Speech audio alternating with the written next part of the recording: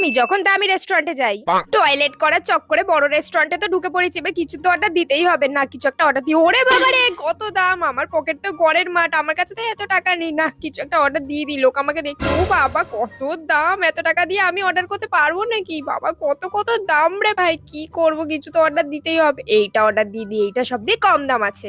ওরে বাবা রে, কতখানি খাবার দিয়ে দিয়েছে, আমি এতটা খেতে পারবো নাকি? কি যে করি এই টয়লেট করার চক্করে, যে আমাকে আর কত কিছু করতে হবে বুঝতে পারছি না। না খেয়েই নি, কি আর করবো। খাবারটা দেখে তো বেশ টেস্টি লাগছে, এবার খাওয়া শুরু করি।